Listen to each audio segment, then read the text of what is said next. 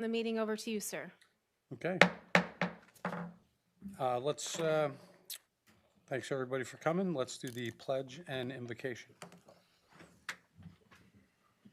I pledge allegiance to the flag, the United States of America, and to the republic for which it stands, one nation, under God, indivisible, with liberty and justice for all. Please remain standing for Mayor Pro Tem's invocation. Thank you. Thanks, Jennifer. Dear God, we gather here today at the heart of our community. We find ourselves in a place where voices meet, ideas grow, and service begins. As we embark on this new chapter, may we be guided by wisdom, integrity, and compassion. May our decisions reflect our shared commitment to justice, to stewardship, and to the well-being of all who call this city home. May this meeting mark a renewal of collaboration, of vision, and of dedication to service. Together we may honor both the history that brought us here and the future we are shaping together today. Amen. Amen. Amen. Thank you, Dennis. Okay, let's do a roll call. Ambrose. Here. Arnold. Here. Gunther. Here. Locke. Here. O'Rourke. Here. Shinzing. Here. Woods. Here. Thank you. Okay, request for any agenda changes? Not much on the agenda. Okay. Audience participation. Can I ask a question on the agenda change? Sure. Can I just ask a question? How does the agenda get put together? They come through my office and the clerk's office. If you want to be on the agenda, or if somebody does, we make a decision whether it goes to council meeting and or any other board, but that's how you do it. You call it in. If you want to be on the agenda ahead of time, if you want an agenda, council members can bring it up anytime, even now. But if you want it to go out, you got to give it a heads up. So if any resident wants something on the agenda, they have to go through your. Well, we don't necessarily let any resident get on the agenda. If it's an agenda item, if they want to speak, they can speak. But agendas meaning they take 20 minutes or do presentations. Otherwise, we have to control that to some extent. So I guess let's go back.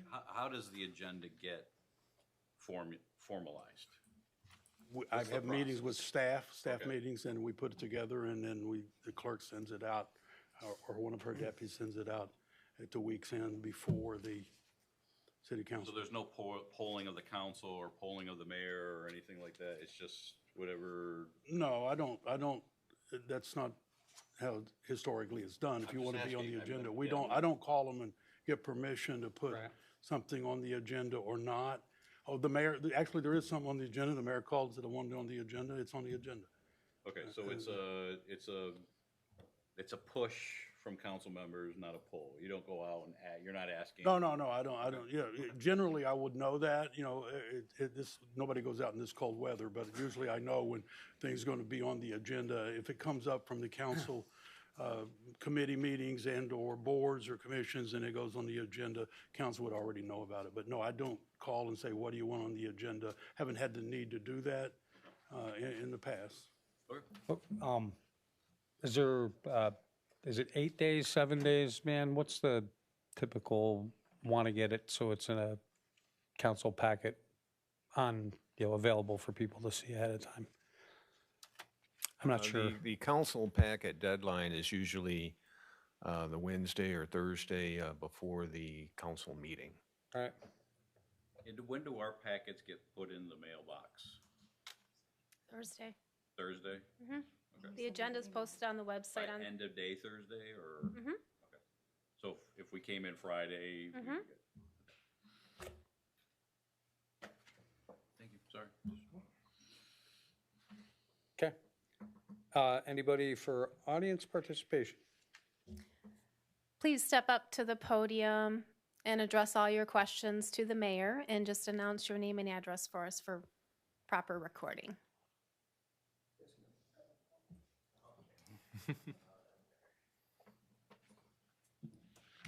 Hello, Tony Hopek. I think I know most of you. Some I've yet to meet. So Tony Hopek. I live in Novi, but been a long time Wall Lake resident, and I run the infamous Wall Lake Ice Fishing Derby, which is coming up here this week, February 8th. So we've worked with the city in the past for parking. Everything kind of happens at the north end of the lake. And yeah, it's getting ready to happen. And I'm just curious if you guys have any questions for me. Again, I usually deal with Paul Chikinis a lot, just, letting him know with, the safety, and then with the fire group. Jim Coomer mostly at the time, but I know there's been a change of hands. So any questions you guys have for me, I guess, about it? Anybody? No questions, no. No, Tony, I mean, I understand it's going to be a big year. Yeah, so we tend to grow it. So this is our 18th anniversary. When we got started, I think we called everybody we knew and we threw a derby. Back when it was Bayside over there, everybody kicked in $20, made it happen. And just it's grown since then. It's turned out to be a good event. A few years we don't have ice, but when we have ice, it's good. But yeah, it's got some big notoriety. It's probably the largest derby anywhere in Michigan, southern or lower. Yeah, we're expecting and probably the largest turnout that we've had. So last year, to give you an idea, our biggest attendance is 670 registered anglers. 2 years of no ice, we dipped down a little. We always seem to grow. We lost a little traction there for those 2 years with soft ice. And last year we were at 470, which still by far is great numbers for us. And to give you an idea too, roughly we have about anywhere from 40 to 70 youths. We would call 15 and younger. So being an avid sportsman myself, it's good to see, get the younger generation and all my real close dear friends, different lifestyles, but we've got a common bond with the fishing. So as I get a little bit older, it's kind of nice giving back and creating an experience. I know I would have loved to have a derby like that when I was a kid. So it's, like I said, we're really, our anglers, we're just focused on just, user experience out there and just try to grow it every year, and it seems to go pretty well. But this year, yeah, we're looking at like uncharted numbers this year, which is good. Like I said, we add to it every year. There's a $10,000 tag fish, which is the big draw on one actually got caught in 2022. So that really pulls a lot of hype. But this year, we're actually going to give away a four-wheeler. Sort of just for registering for this event. Somebody, one of those lucky anglers, as a door prize, going to go home with a four-wheeler. So anyways, that's getting a lot of hype too. We're trending at like 4 or 5 times our normal registration rate right now, so it should be a pretty interesting weekend for it. I've spoke with everybody in town, from the churches to the Detroit, I believe it's called the Detroit Garage, the Greenhouse, and then I think Paul Chikinis has checked with a group about Riley Park, so we tend to push trucks and trailers a little bit further out. We access through the Wall Lake Beach over there. Great group. I go out the next day, and if there's any ice blocks, I knock those down or pick up trash.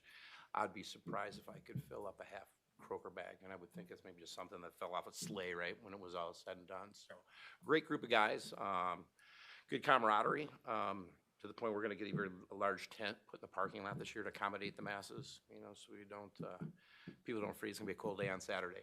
Going to be high as 16. But ice fishermen are tough, so I think they'll be okay. Good for the ice. So yeah, that's just kind of the gist of it. Like I said, we grow it. It's a great event. We've got people. I've got 4 guys coming in from New York to give you an idea how this thing's just really starting to expand. We've got a lot of guys from Perrysburg, Ohio, Toledo coming in. White Lakes, for some reason, Waterford always been very good coming in here. Of course, we always have a lot of Wall Lake, Novi, Wolverine Lake, Commerce, that area. But, and then, so what we do, it keeps going into the fund, and like I said, we just try to grow it again, so just a really big experience, for the anglers with just, prizes that they win. We do a donation to the fireworks. Over the years, I work with RJ Civic Fund. They support me, support them. Great relationship there. And yeah, that's basically, that's the gist of the Derby. I know we've always supported it. Is there anything we should do to, I don't know, help ensure that we always do for you, Tony? Yeah, it would be great. I mean, like I said, everybody I've worked with has just, went above and beyond. Like I said, it's a good group. There's just never any shenanigans. I guess that's one of the biggest things. And the churches are even donating gift cards. So like I said, everybody, it just seems to go over good. Nothing ever gets messed up. But yeah, I mean, if this is something you guys want to put on a marker, as just an annual thing for the city too, like I said, it's just deemed the Wall Lake Ice Fishing Derby, that's the name on it. So I think that would be kind of nice, just the word travels fast, definitely a good note to it. Yeah, I mean, man, as long as we're not assuming liability by saying something about it, it'd be kind of nice to, call it like, I won't say sponsored, but recognized by the city of Walled Lake. I don't know, just something nice, I think. Yeah, I mean, that would be great. Our biggest presence is probably social media. I do a lot of content creation on there, with fishing, and that tends to, folks, everybody's on Facebook. So that's where really a lot of this stuff travels from, is doing content on Facebook. And, just year after year, really, we pull off a really good event. We get a lot of positive feedback. Dennis is a long time. When he first moved to town, he called me up, introduced himself. You go out there, Dennis? And he has been out there. I don't think he's missed a derby. Nope. To the point, I think he's been out of town. Called me. I'm going to register anyway, but I might come home, but I might not. Exactly. You just never Yeah. know. That's Right. the thing. Ryan stops down and sees us. I know you come down summertime, stop in. So we do 2 of these a year, by the way. So summer one doesn't get as big. I think people get cabin fever in the winter. So an event like this really brings the folks to town. And we try to, Michigan DNR, they put out 2 weekends a year, and we try to shoot for that. I wasn't able to pull it off this year, but they do a free fishing weekend. So it's a way for anglers to maybe invite somebody who doesn't fish. It'd be a good day to bring them out. They don't have to get a license, and maybe catch a fish or two and, start, get into angling or fishing. So we try to get it on there. This year, we just weren't able to pull it off the way some things happened. So anyways, we typically work to those 2. So it's always the first weekend or the second weekend in February and the second week in June that they do that. So we try to hold it on that again, just to encourage, more folks to get into the art of fishing. Tony, you said this is your 18th year? Yeah. Mm-hmm. I mean, that really speaks for itself. I mean, I've watched you. it my entire life. Oh, yeah. The event is flawless from Well, thank you. I appreciate that. execution to planning to partnerships. I mean, keep it up. Really, really No, I appreciate that. The pride feedback on really, it. I mean, yeah. it's great. It is a really, I really appreciate good thing. that.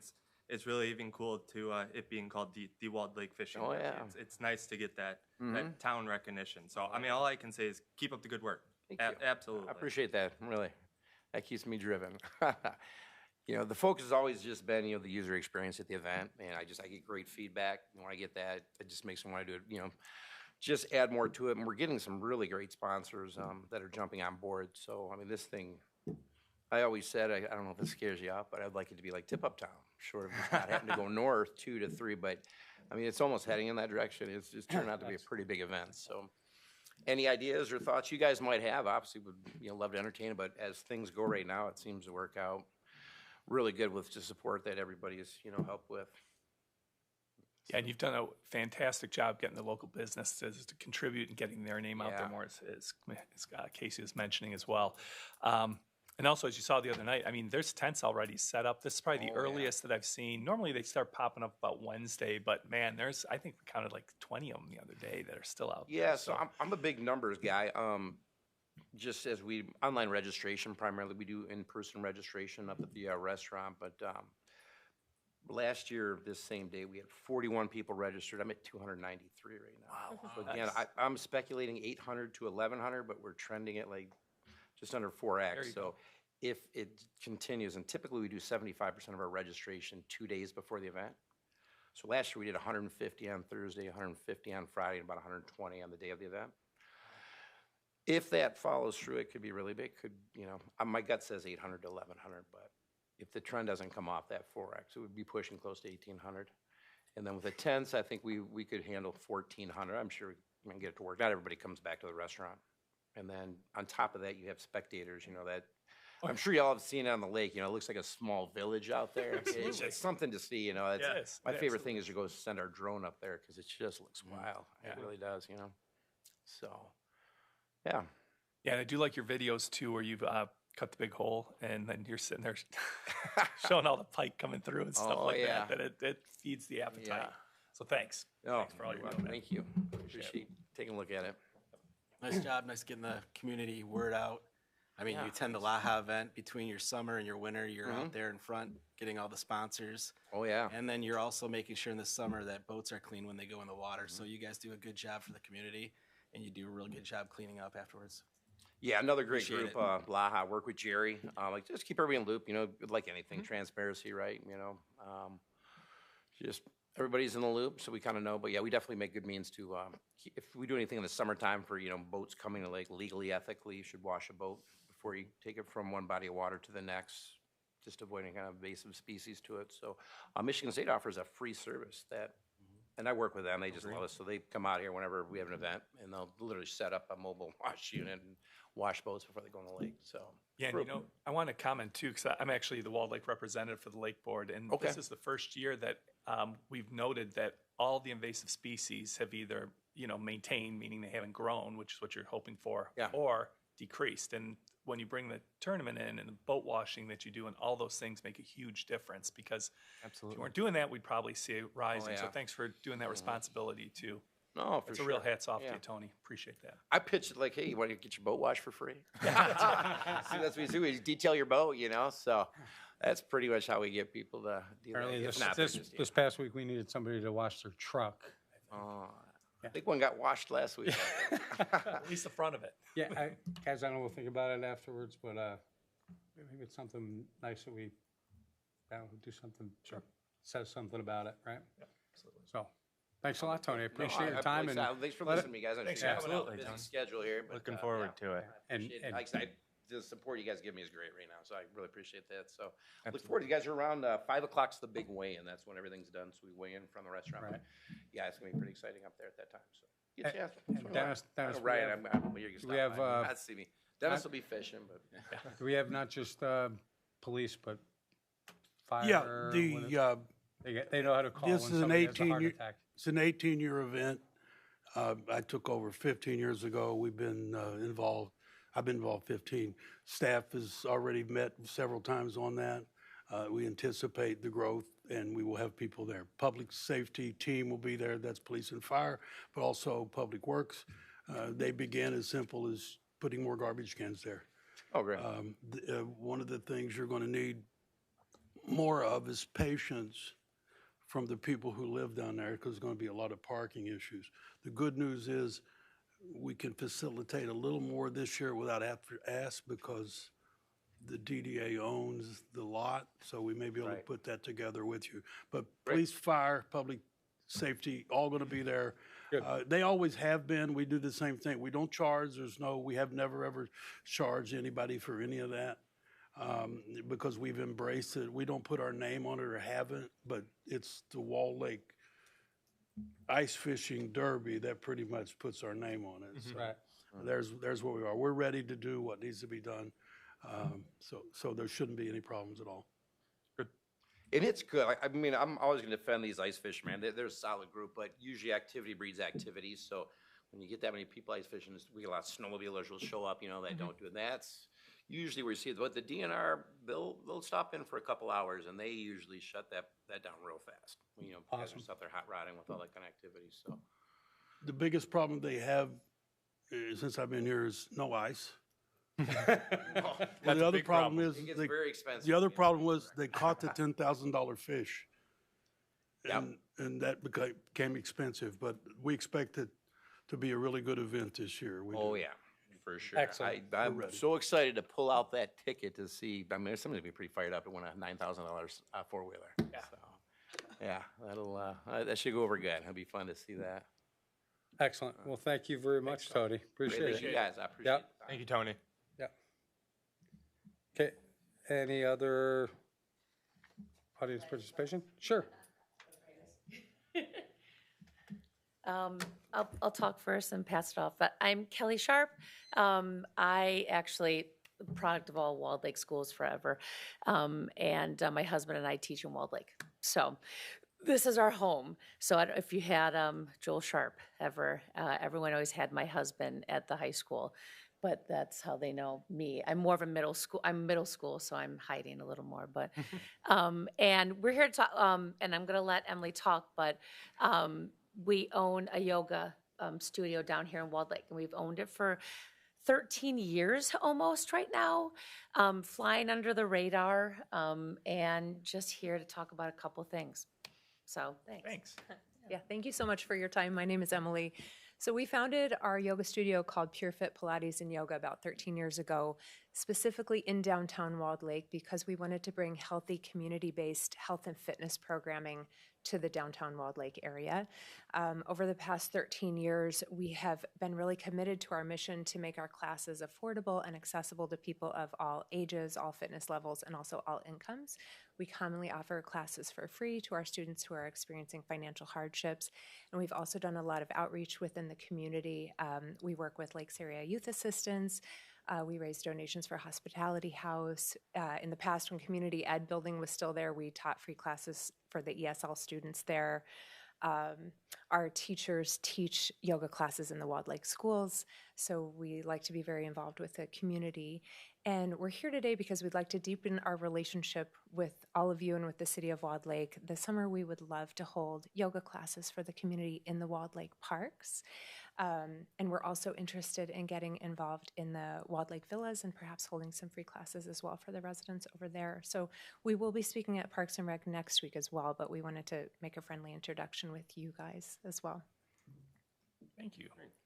And predominantly where you have been doing your yoga classes? Yes, so our studio is located inside the Walled Lake United Methodist Church, the part of the building that backs up right behind Lynch & Sons Funeral Home. We share a parking lot with them. So in the wintertime, we hold our classes inside the building. In the summertime, for years, we have held classes on Pavilion Shore Park and on the Novi side of Walled Lake.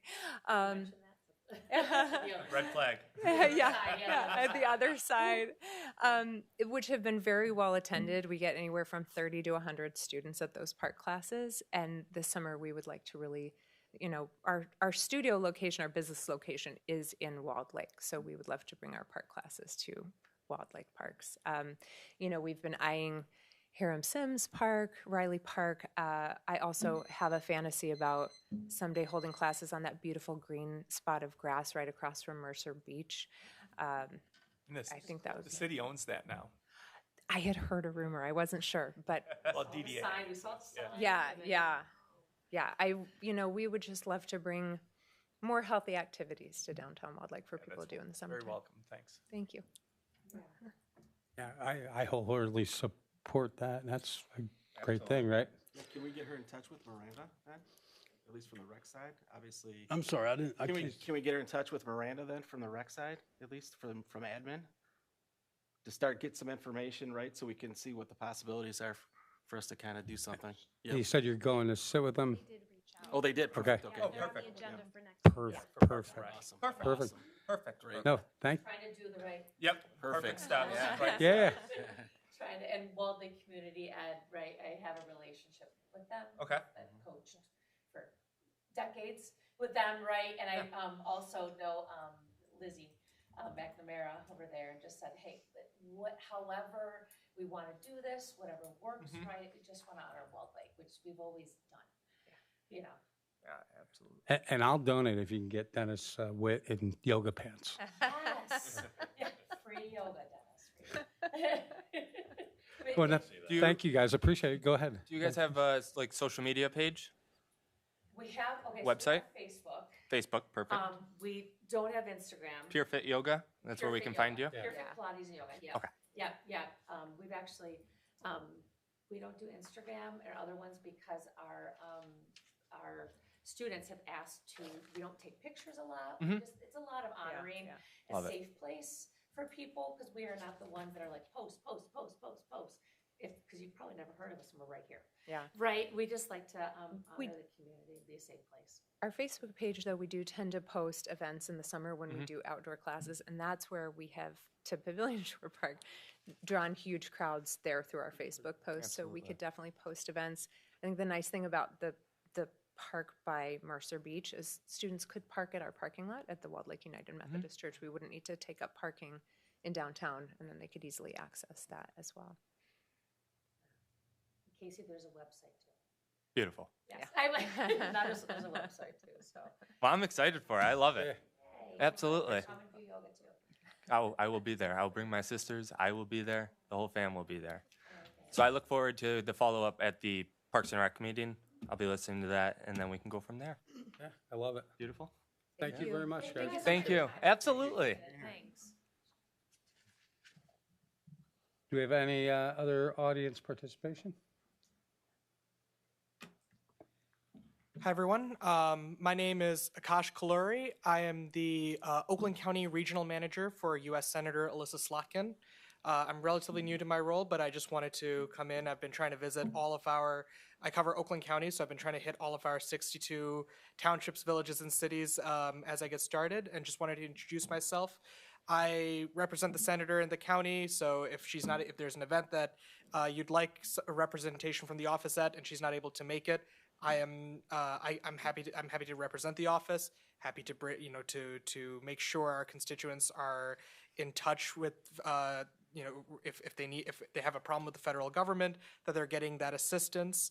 And if you as a city government are looking for support from the federal government for federal grants or federal projects, I will be your point of contact. So I don't want to hold things up. I know there's other business to get to, but I just wanted to introduce myself. I'll stick around after and can give you my contact information. Thank you. Thank you. Welcome too.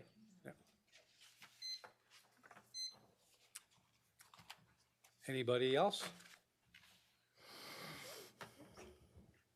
Okay.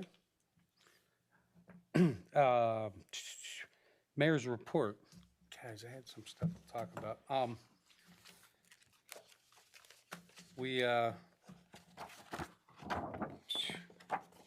So on the 20th, we had an item to discuss. It was, about some items that were forgotten, missed, or like the org chart, intentionally not worked on, right? So I explained that we don't really have anything written or codified. It says how do we make sure something that we suggested actually becomes an assignment, right? And, Van, I think we briefly touched on that together, but it's like we have to have something, guys. We've got to have a written, documented way. I mean, just sort of like tonight when Russ said, how's it get on the agenda? If without having it written, structured, and listed, you're running on tribal knowledge, and it's tough to be a new set of council members that you don't have anywhere to go. How do we do this, right? So you can follow the procedure, the method, the thought process, the logic, the time frames. We really don't have anything. We've as we look at what we just did, we put a moratorium on development while we update and modernize the ordinances, and we've already lost a month and we hadn't really met on it yet. So we certainly need to do something that we codify how we do it, why we do it, and if I look at some other cities, they've got specific directions on how something becomes a directive, gets added to a directive log, how it's tracked, and then how it's timed, and that way we actually assign a time frame to things and know that it's either getting worked on or there's hey, I need more resources, I can't get that accomplished in this period of time. So we've got to do something, and I think we'll talk about that during new business. When I look at it compared to other neighbors, Novi's got really specific, probably too much, right? Novi's very heavy, and they do a bunch of specifics on how they get it done. Wixom's got a few that do the same thing, and then how it's formally tracked and part of every city manager's update. Here are the items that are on the, we'll call it a to-do list, right? It's a directives log and where we're at with them. And I think we've really got to get to the point where we do something with that. I've also, we've had some conversations about, well, we're going to do the 2 meetings a month just because we've got this requirement for the development revisions and modernizing of the ordinances. And you look at some of our ordinances, and there's some really silly stuff that we still have. And I know I always joke about no fortune telling. That's a funny one, right? We have an ordinance that you're not allowed to have fortune tellers.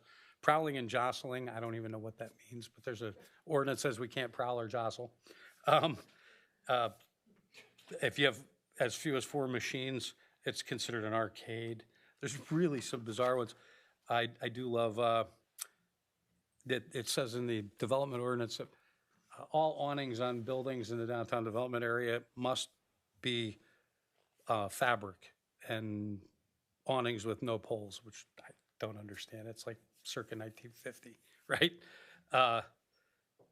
The buffering between liquor licenses and churches versus buffering between marijuana dispensaries, that's bizarrely different.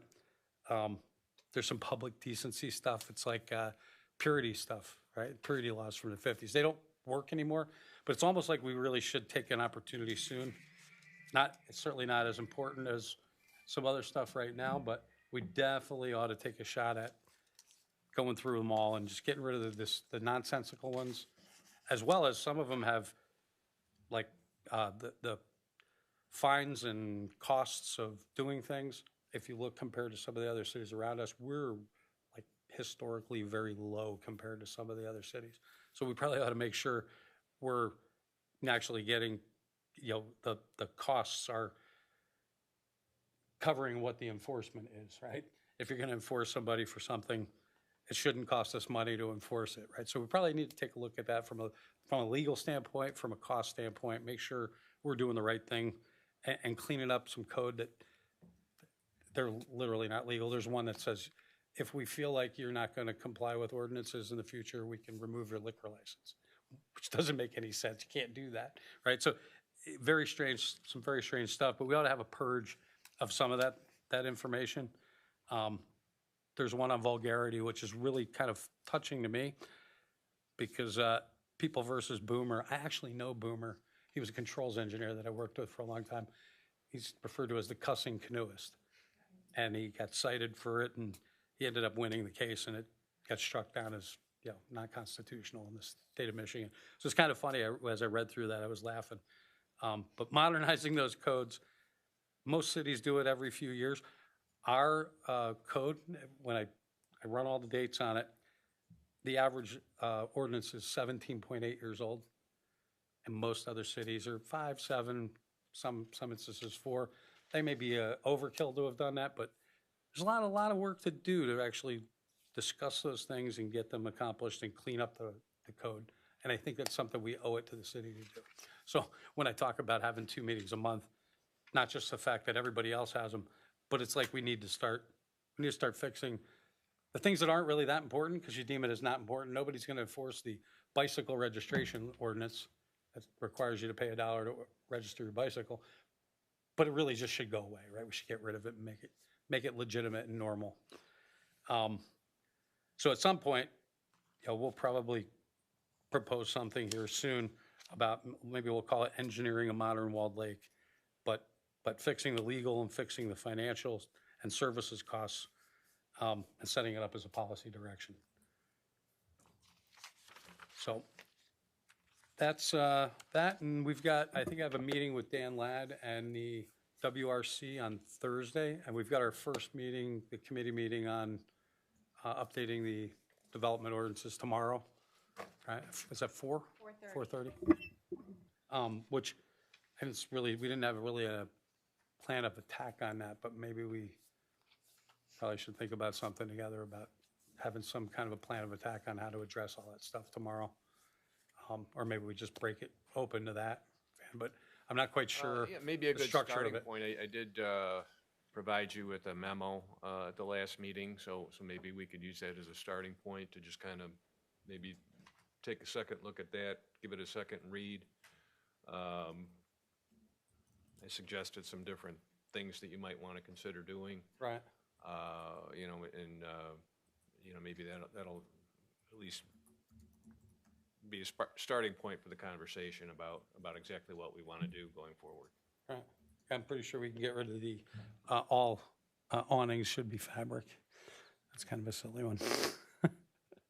Right? Yeah. The moratorium is on the PUD ordinance, so we're going to want to focus on that first. Get the PUD ordinance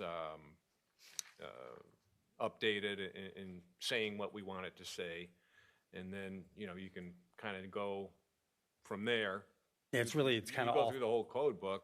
Yeah, it's kind of all three for the PUD. It's got the development chapter by chapter. We're going to work on this after we get done with the PUD ordinance. We can look at another chapter in the code book that we want to take a look at and focus on that, and then just kind of go through it chapter by chapter. Yeah, I think they reference like our basic building code enough that that's probably got to be looked at together. But specifically PUD, CPD. Right, right, and, you know, you might want to, once you get done with the PUD ordinance, because I know there was some discussion about making zoning ordinance changes that were geared more towards design type standards to give you a certain type of look and Right. some consistency, and those are things that go beyond the actual PUD ordinance itself. So you know, maybe that's, you know, something you want to look at next after we get done with the PUD ordinance. Right.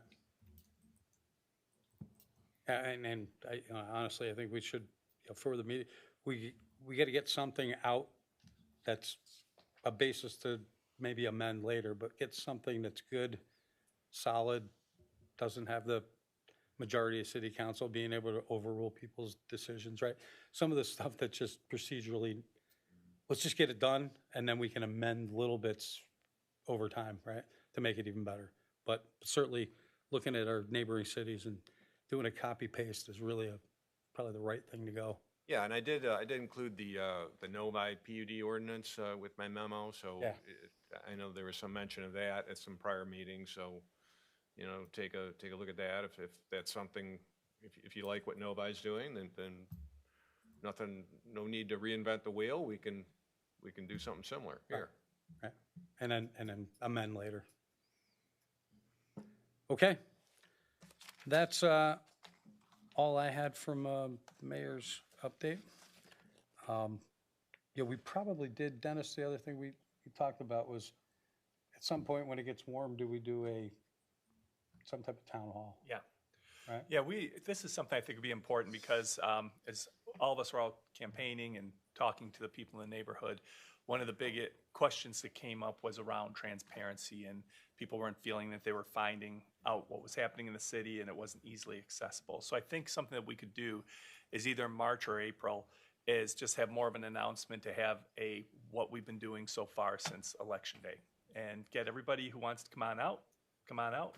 We can also put it over as we always do, put it on YouTube, but have a set agenda to walk through all these different things that we're doing just to ensure that the people who elected us are all aware of what's been going on and where we are in the process of changing and developing the city. Yeah, it's something we should think about. 'Cause Yeah. I honestly I'd like to do that. I think from an overall standpoint, right, you've got budget season that's coming up. So we do know the staff that has to prepare for that, right? Yep. Because we want to make sure that we're on track for the next fiscal year, which starts July 1st. Yeah. We need to get those approvals done. Yeah. And I know you have the PUD changes going through. So we have to be mindful, like what we're loading the staff up with, so that way we can hit our deadlines for what's required for the state from a body standpoint. Don't disagree with the town hall. Yep. But in terms of scheduling, right, we have to be smart about that. Yeah, absolutely. What would be a time frame you would think then? I mean, typically you could have a town hall meeting, you know, with yourself. It's been scheduled with businesses, you know, some businesses open Oh, their yeah. doors, you know, for a little meet and greet. That's been done in the past. I go around to the neighborhoods myself to make sure Yeah. people are kind of up to date. I stop by and talk to people. I'm sure some of you already do that, right? So, you know, that's a way to do it on an ongoing basis from our end. But we need to make sure that we're on track to hit the deadlines that are required for the state so we don't miss those. Absolutely. And that's why I think all of us sitting here collectively as Walled Lake City Council, we should appear as a group to have these discussions as well, or to do catch up. So if it doesn't work because of some of these budget timelines, and I absolutely agree with, we don't want to overwork and put too much on the staff, but this should be a pretty straightforward meeting anyways. It's not like there's going to be a lot creative. We're going to talk about what we've been talking about these city council meetings, how we're moving forward, get some city input. So Yeah, and if you have a resident that reaches out and says they have more questions, right? We have the audience participation for every meeting. So now, at least for the 90 days that Jamie put right together. So every 2 months now, they have 2 times a chance to come out. They have emails. You know, it's on the website, so there's access for that. So we need to communicate that as a whole team. Here's your access points. Go online, use the email. You know, you can reach out to us if you have questions that need to be answered right away. City staff is awesome. The phone number's out there, so so that really helps too, right? I agree, but I would say a large portion of the community isn't aware of where those access points are. Yeah, They're getting so- better. So it's I mean, up to yeah. all of us to make sure that communication. Yep, is out there. absolutely. Yep. Okay. Do we have any correspondence? No, sir. Van, attorney's report. Yeah, I was advised by the city clerk earlier this week that unfortunately one of our planning commissioners passed away, I believe this past weekend. Neil Wolfson, longstanding member, he was elderly and had some health issues, but I think we're down to what, three regular planning commission members now? Or do we have, Yes. do we have 3 or 4? No, Mr. O'Rourke, Mr. Robertson, Mr. Witt, and Mr. Osnick are the 4. And we have a board of 7. Right? Okay. But as I'd indicated to you previously at the last meeting, you do have the option, and I'm not necessarily advocating for or against this either way, but I just wanted to make you aware that you do have the option of reducing the planning commission from a 7-member board to a 5-member board, if you wanted to do that. So, just something to think about. We certainly need to take a look at who can we get that's got the skill sets. Yeah. Right? Because I definitely think 7's nice if you got somebody that can't make it or doesn't make it or gets sick, right? And I think if anybody's got some suggestions, let's throw them up, see if we get some nominations, right? I honestly, I'm kind of thinking, there's a couple names that I think that are appropriate for it, but I don't know about you guys. I would recommend anybody who's got some ideas, throw them out, because we could certainly, there's enough people that I know that have finished their professional careers and wouldn't have a problem giving back on those commissions, right? Do we see a need or an issue with the upcoming planning commission meeting? Sort of, yeah. We need to move on the planning because that's part of what we do. And you have a couple of people who may still want to participate. I think you may have, Mayor, we may have a couple of applications, if you will. Yeah. So some of the people that were serving before may continue, after thinking it through a couple of months. And you may be able to put those people back to work for you. Got a lot of memory, institutional memory. So you can do that at least on a temporary basis. I think you could do that. But if we could get a majority for the planning commission, I think that would be important. Yeah, pretty important. Van, because we're such a small community, do all of them have to be citizens, or could they be neighboring citizens? For the planning commission, they do need to be residents of the city. Is that our code or our ordinance, or is that like a state requirement? It is a local ordinance requirement. I'm just wondering if there's a precedent where, if you're a tiny city like Lake Angeles, I'm pretty sure you can't have your own planning commission, right?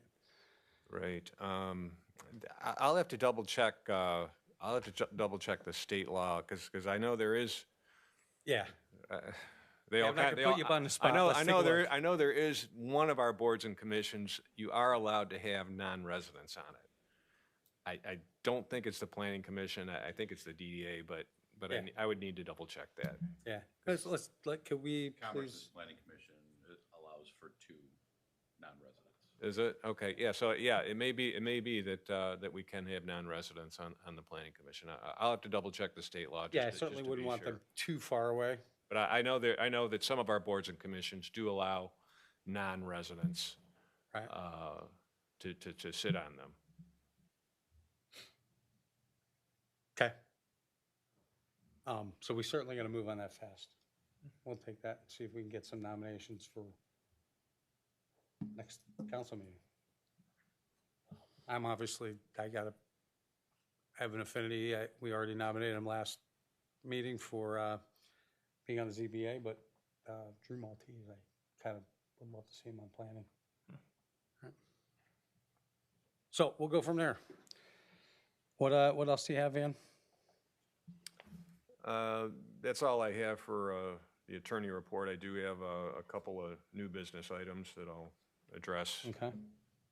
probably next. And we don't have city manager's report?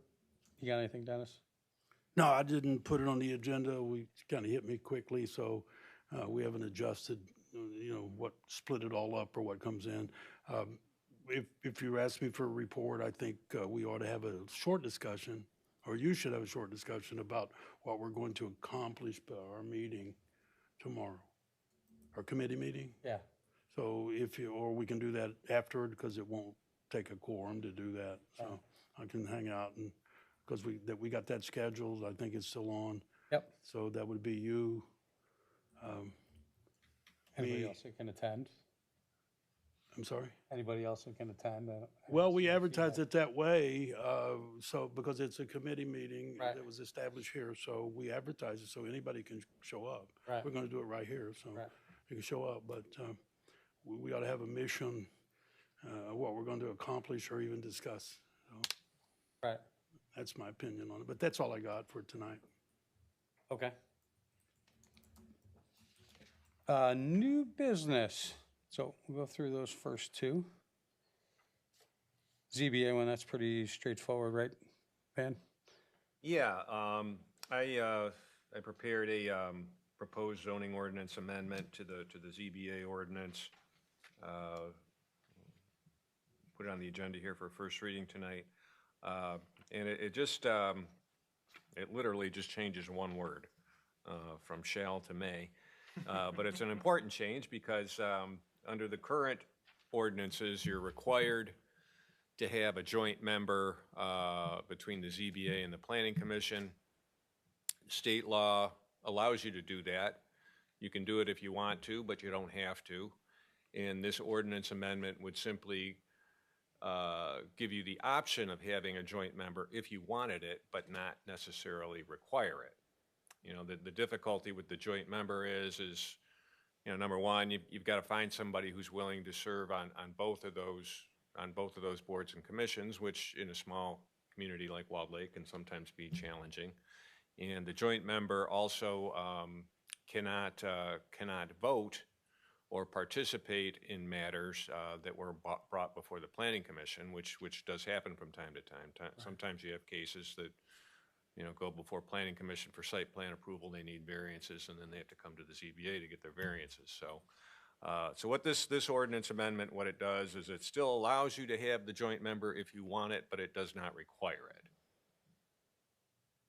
That's easy enough. Cool. So what you would, if council is interested in adopting this ordinance amendment, you would, the next step would be to entertain a motion for first reading of the proposed ordinance amendment. Woods will make the motion to approve the first reading of C 37526, amend Chapter 51 zoning, Article 23, zoning board of appeals, Section 5123, 01A. Shinzing will second. Roll call. Ambrose, Yes. Arnold, Locke, Yes. O'Rourke, Yes. Schenzing, Yes. Woods, Yes. Gunther. Yes. Thank you. And because this is a zoning ordinance amendment, the process is a little bit different. It will have to go to the Planning Commission for a public hearing. And then after the public hearing at the Planning Commission, it then comes back to City Council for second reading. And that's when you actually adopt it. Okay. I mean, it could come back from Planning Commission. They could make recommendations regarding anything, if they wanted to tweak it or change it at all, they could make those recommendations, and then you could entertain that and, then do what you want. The recommendations are not binding. They're Right. just recommendations, so. Okay. Second one? This one's a little strange. Was this ever on an agenda meeting before where it was talked about? This fire prevention? This was requested by the fire chief. The what the city uses the International Fire Code as its local fire code. And the International Fire Code is prepared by the International Code Council, which is a private but an authoritative agency that prepares a lot of these municipal codes. Like they do the International Fire Code, the International Property Maintenance Code, and it's basically the form code that many communities across the nation use and adopt as their various codes that they use and enforce at the local level. So what we've always done in the past is we have adopted the International Fire Code as the fire code for the city of Walled Lake, which is the fire code that the fire department enforces for purposes of fire code violations, construction, development, code compliance with the various fire code requirements there when new projects are being built. The International Code Council every 3-4 years publishes a new version.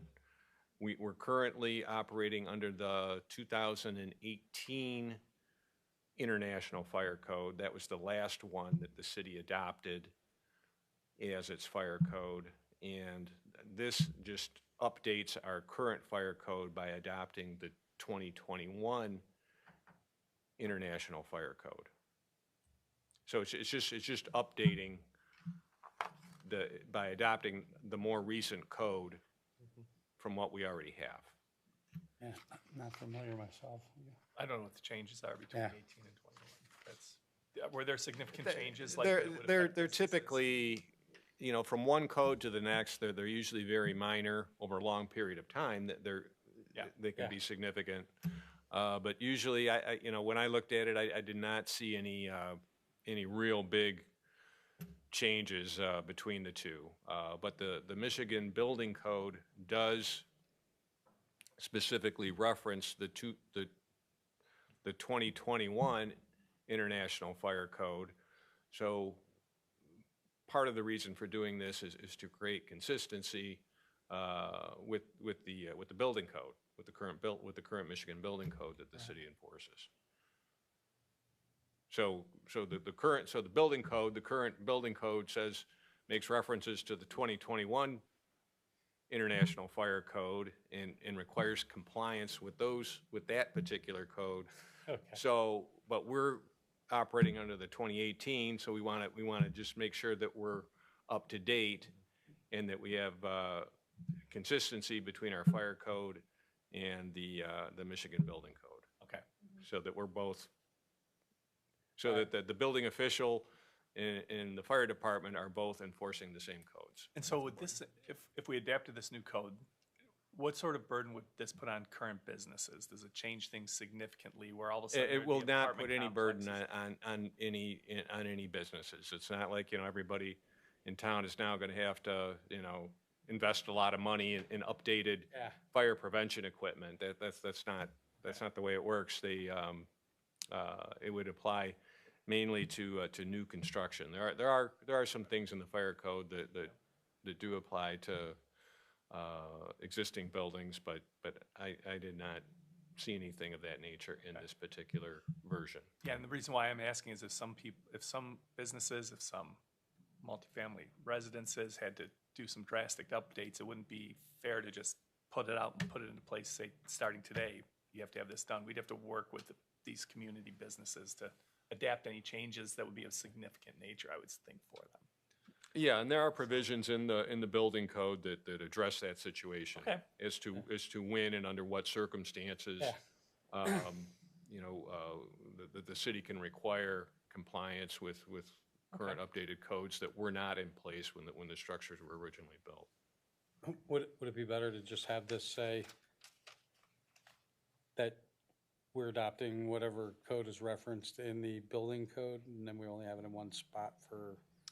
No, you want to make it clear that you're adopting the 2021 International Fire Code. I mean, you have to. And that The ordinance has to actually specify that. And maybe the building code references whatever the adopted fire prevention code is. I'm just saying, so you don't have list it in both places and have to update it every time you change something. It's a question. You do, when you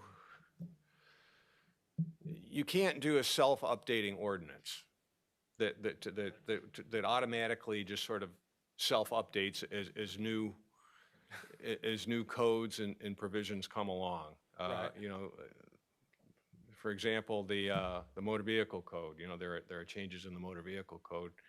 And if you're going to adopt it as an ordinance of the city and enforce it as an ordinance of the city, you have to actually update it as the motor vehicle code itself is updated. You can't do a self-updating ordinance. It would be nice if you could, but I've looked at that issue in the past, and you can't do it. You just can't. Got it. Okay, so this is a first reading, or? So, anybody? Just make a motion for it? Sure. O'Rourke will make a motion for the first reading, C-376-26, amend Chapter 38, Fire Prevention and Protection, Article 2, Fire Prevention Code, and that would be for a first reading. Woods will second. Roll call? Arnold? Yes. Locke? Yes. O'Rourke? Yes. Shinzing? Yes. Woods? Yes. Ambrose? Yes. Gunther? Yes. Thank you. Okay. That was all you guys had on agenda. And I know, I think a few people wanted to do some new business. There's a couple of things that we never got accomplished in some of our requests in the past, so I'm not sure where we wanted to go. Who's up next? I've got a couple, and Well, can we call a point of order real quick? Sure. So, I think, in going back to your question at the first part of the meeting, right? What's the rules and regulations? I think for us, you know, if we're adding stuff to new business, we have to call that out in a request for agenda change, right? Okay. So that's a requirement for one of the meetings that you have to do that. So, What is it? I thought agenda change would just be a change to the current agenda, but not just new business. I know, but there's 2 items listed. So if we're adding to it, right? If it's something that needs to be talked about, we do need to bring it up for an agenda change, right? That really officially what we got to do? Or can anybody during the meeting have a verbal request for a change of, or a motion, or? I'm asking for Robert's Rules of Order. I'm not quite sure. That's my understanding, if you want to clarify. To make an agenda change? No, Right, it'd like to be some new business items. If we're adding new business items, right, it should be requested in the agenda change portion, correct? Yes, yes. Yeah. Yes, that's typical. Yeah, I'm not trying to cut you off for tonight, I'm just, all right. Right. I know the question was asked earlier with the. Yeah, that's the reason for that. I'm really irritated, right? Because this was a ridiculous meeting with 2 little things, and no one's asked. We have things that we need to do. We have things that our constituents have asked us to make sure we're doing. And this is my 4th meeting now. We're not even getting to anything. So I just, this whole process is gotta change. It's gotta change. And now if now I know I've gotta initiate, if I want things to happen, then that's what it is. But this is taking too long. Maybe I'm a businessman, I'm not a government person, but things need to go faster than this. I mean, we had a 90-day moratorium. We're a third of the way in that. We haven't even had a meeting yet. This is ridiculous. This is not what the people of Walled Lake have asked for. They want things fixed, and they want things fixed quickly. Absolutely. I feel the same way. This is frustrating. So then at this point, we can't proceed. We make sure we start getting the agenda put together for the next meeting on 17th, I think it is, and then move forward with topics, right? I'll be sending things tomorrow. Okay. That I want on the next agenda. I can't believe I can just put something on an agenda without everyone talking about it. Let me insert a little here. If you want something on the agenda, you can do it right now. He said we can. Well, with all due respect. You're talking about an upcoming, you're talking about the next agenda. You're talking about, you want something, you want to have a discussion about what to put on the next agenda. Today. Yeah, you can have a discussion at this meeting about things that you want on the agenda for the next meeting. You can I absolutely. want to talk about the next meeting. I want to do things today. Let me finish. Can I finish, Counselor? With all due respect, we travel in Robert's Rules of Order. The very basis of Robert's Rules of Order is you never let the rules get in the way of the will of the body or society. If there's 4 votes here, you can waive the rules, but you don't need to do that. You can make a motion. What you do need to do is don't assume that you as an individual member are the one who gets things done. You need 3 other votes. Understood. I've said that before. You need 3 other votes, and if you get 3 other votes, you vote by, the city council speaks by ordinance, resolution, and motion. That is exactly the answer to the previous questions about how do we get things done. You make a motion, it's going to be in the minutes, and that then gets done, and if it can't get done, or if there's time or money involved, then we report back. But you can't have a discussion because it doesn't send us the right signal, even to the attorney. The attorney is going to have 4 votes before we do anything. And that's how I travel, 4 votes. If you got 4 votes, you put it on the agenda tonight or bring it up. You can do that. There's nothing to prohibit that. Just because we didn't make a request for an agenda change, there's some items you guys want to go through. So what do you suggest we waive? I want to expand on my comment too, at least to your point, Councilman Shinzig. Like, it's important for me to make sure that the detail's out there, right? When we talk about transparency and making sure people are aware, we should have all that information, or at least most of it, right? We can get ahead with the city manager and put it on the agenda. That way, the residents have a chance to see, here's what's being discussed, right? There was talk about, having a town hall to discuss that. Well, if somebody's looking online and they see it's on an agenda, right, they might want to come talk about it because it's important to them. Absolutely. So we need to give them that chance. I don't disagree. So I don't disagree. That's important. That's important for me. My issue is just this process, right? We actually called a meeting for 2 little things, and if we can't do anything else, then I agree that the second meeting is a waste of time. But I don't think it should be because I think there's a lot to do. But you can do more. No, I hear what you're saying now. So for tonight, we can move forward, but I think moving forward, if we have an agenda point, which I do too, I have a new business point I'd like to bring up later as well. I'll work to put it on the agenda. Yeah, so I guess I know how to do it now. I just, if we can't do anything tonight, I'll be very frustrated. No, we sounds like we can. The other thing is you add to it is if you bring something up without it being on the agenda, then that very attack is you're not being transparent. Why wasn't that on the agenda? I mean, Understood. I've had people show up here and said, why didn't I know about this meeting? And they're angry. I'm just asking for information, so. I know you gave us a book. You for can Robert's bring it Rules up of Order. tonight, and if it gets voted on, it can. I know you gave us a book for Robert's Rules of Order. I have used them It's for it's 33 years. It's this thick. Come Yeah, on. why not? I've used it for 33 years. New business was always wide open for new business, verbal or oral or written. And it just surprised me, but if that's how we run, that's fine. But what do we need to do? Right now, do we have to vote on- motion to waive the Robert's Rules of Order for the agenda change for a couple directives You that don't we even really have have? to do that. I mean, Right. nobody's opposed to it. If you Okay. make a motion to put something on the agenda or bring it up, I think Ryan's point, or I'm sorry, the council member's point was, if we bring it up now, then are we not violating the concept of transparency? That wasn't the intent here. I wasn't prepared to bring out anything extra without instructions from the council. Right. For me to put something on the agenda, it's got to be something I know needs to bring to council, and I'm prepared to deal with it. But what 4 members of council want, without the discussion and the vote, we don't know that. Right. So we can't anticipate that. The mayor has tremendous authority as the chair, but he still has to get the votes. And so each one of you have to get 3 other votes. And I always say to you guys, for me to get anything on the agenda, I put it on the agenda, but you vote it down or you kill it.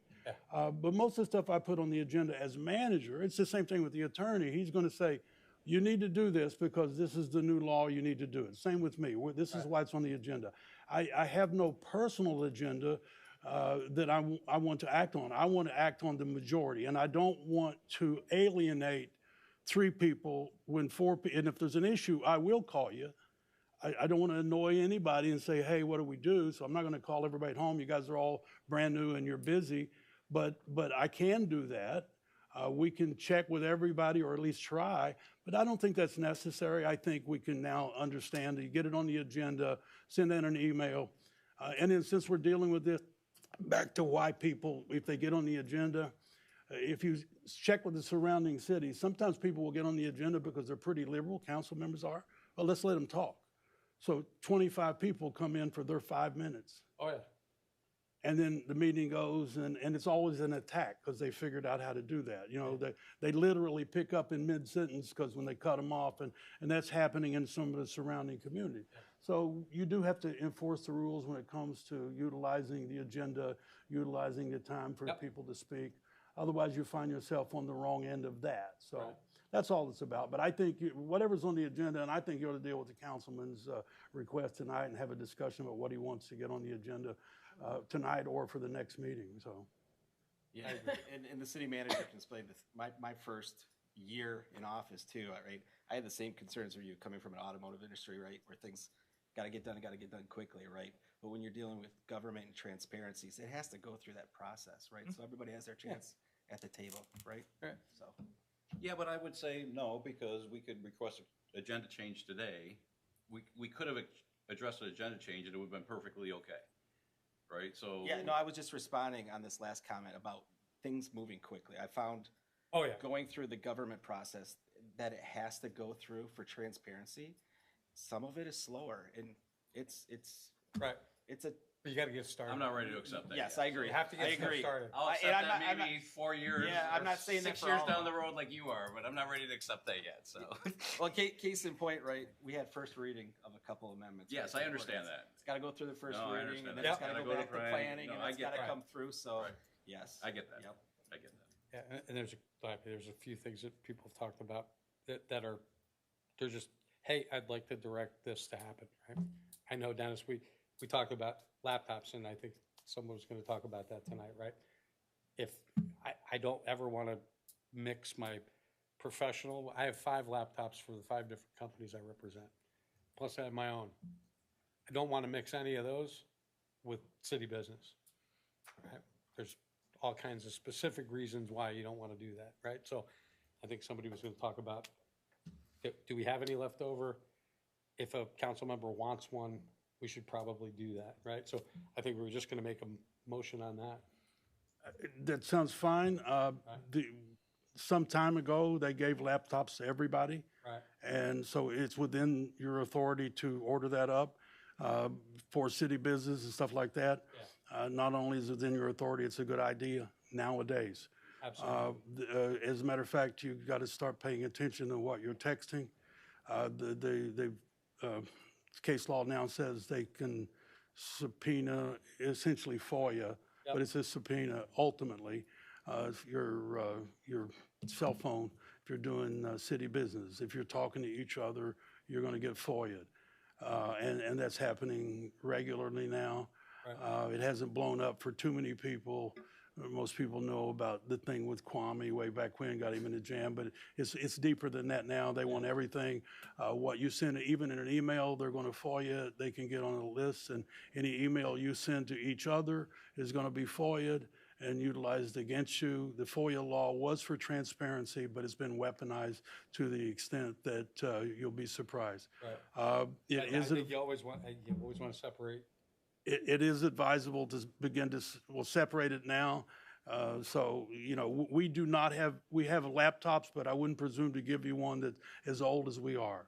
And I've been holding back on buying equipment because it's always outdated. The moment we start buying, it's going to get costly, and that's fine because I think it is timely.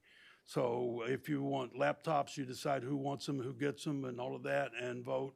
And we'll make a budget amendment and get that. But I don't disagree with that simply because of what's happening. I'm familiar within the communities that surround us with the FOIAs. They think that they can get anything you say. And indeed, the liberal judges are letting them. So they think, well, and in the interest of transparency, they say, they can look at everything you've said. Yeah, it's. You need to separate your business. Understand why, but you definitely don't want to have your other commercial business that has nothing to do with this city. You can getting find tied your up in laptop notaries. subpoenaed Yeah, and taken away and scanned to see if there's any city business on it. yep. And it's gotten that silly with people filing suits and all of that, and the left and the right's fighting with each other. They think it all has to be local. It shouldn't be, but it is now. Right. So you vote to get yourself laptops, 1, 2, all of you, then that's what we're going to do. We'll make the budget amendment. We're going to start looking to see what we need. We'd standardize them. I know the mayor and I talked about it. We haven't picked his yet, but there's only certain authority that I have, and I can fudge his, but I can't fudge everybody's. That's why we want, that's one of the things, we just go, hey, go ahead, I give you direction, go, we want to do this. Whoever wants one gets it, whether it's rented, purchased, whatever, doesn't matter, right? Probably easier to rent. You got a telephone issue too now. I'm telling you. There's They're no gonna- doubt. They're Yeah, going to you're start right. for you. We just went through all this in the company I work for, that, you know, they find out that a lot of people are talking in between personal cell phones, and now there's all these policies, and they pulled laptops, the whole bit. It's time. Yeah. It absolutely is. And then it's up to Well, each it of wouldn't you, I be guess, to new. determine The your city risk. used to provide internet for everybody. They provided laptops for everybody. You know, and again, it wasn't the wrong thing at the time. I'm not saying that, but we couldn't afford it for the last several years. Right. So we stopped doing that, like we stopped traveling and all that. Right. We're not in that bad a shape now, and and there's another reason, and that is the whole weaponizing of Right. our FOIA laws. I don't need a 6 laptop, but I want one. Well, You can, they don't have to be gaming or anything like that. No, it's just gotta be a simple web browser, email, that's it. Yeah, very low cost. you don't need a vote, Mayor. I'm going to get you a laptop, but Well, I the think we rest should of vote on it anyway. Let's if put we're it going on to the- spend that much money, then. Because I really want to have that director's log. And remember, well, I understand, Ryan, you bring up the point of, there's lots of things that are really important and there's a timely thing, but as I said last month, or last meeting, you got to put them on the list, even if you're not doing them, so that when time becomes available, you can, right? And if we forget about things that we deem are important at a certain point in time, and they may be nonsensical to some degree, but I think they're important to log, right? And you can go, I'm not going to get that by 2:14. We're going to push that out, no problem, right? Because we've got A, B, C, D. I just want to have something where we log it all. Because they're literally, when you look at some of the ordinances I talked about, there's literally shit that just has to get cleaned up at some point in time because it's silly to have a $1 bicycle registration. Jen will be putting brass tags on all of the bicycles like it's going out of style if we follow the ordinance. So I think we have to do the log, right? Which I think is probably one of the most important things we do. Establishing that way, a method of establishing what assignments have been handed out. Not to say that when we throw a date out, that it's a reasonable date that's, you can't argue back about, but I think we have to do that. I think there's a couple easy ones that you guys have talked about. Well, one would be the laptops, right? So can we make a motion on that? Yes, if you make a motion, then we order them Investigate tomorrow, the or right- we begin to design what we Investigate want. the right way you want to do that, because it's just, you don't even have to have Word or word processors or anything on it for crying out loud. You just, web-based email is fine, you know what I mean? It'd be nice to have your basic PowerPoint, You make a Microsoft. motion, we're gonna work on it tomorrow. That's, again, you act by ordinance, resolution, in this case, it would be a motion's directive. fine. It's gonna be there. If you want a list, that's where your list starts. It has Correct. to be a motion, has to be an ordinance, and then if you want to put a list together, you put it on the list, then you say, what happened with that motion we made? And that's how it gets done. But you gotta have 4 votes. But are we just gonna do the one half with the laptops? I mean, once again, to me, I'm not against this by any stretch. Certainly, I've worked multiple employers at the same time and understand the constraints there. But I'd be curious to see what the, like if we, let's say we set up virtual machines and you just, you telnet it or you SSH into it at virtual machine, so then there's no capital equipment, there's no distribution, there's no recalling, there's no deal with warranty. So maybe we need to do an analysis to say what the risk is, and then, because my concern would be if we're gonna, in for a penny, in for a pound. If we're gonna do the laptops, we gotta look at the phones too. That's where my head's at. Yeah, I agree. Because phones, you access all the same stuff on email anyways. Yep. It's interesting. I don't want another phone, but that's what we say we wanna do, and that truly isolates it, and I don't want my personal phone taken. I mean, I'll say that right now. I couldn't. Well, that's possible. So I guess, I would like to, I don't know if we can modify this to say that we need to have an expert say that you're safe if we do this and this, and that includes the phone and the laptop, or if we just want to jump right into laptops and phones. I mean, we can make assumptions here, but I think none of us are experts in that field. Qualified in it, yeah. Yeah. Might be a guy to the right. Yeah, they're experts to the right. So is a somebody virtual machine as motion good that as a phone or we give Van direction? a desktop? What, for FOIA purposes? Yeah, so if we were to, like if you used an internet cafe to go on the webmail of like email, or at that point, it's not like they're gonna subpoena the internet cafe computer, right? So if we just use webmail, that's the kind of thing I guess I'm curious to see, because I want to get away from having to allocate funds to capital and management of the capital asset. That's such a pain.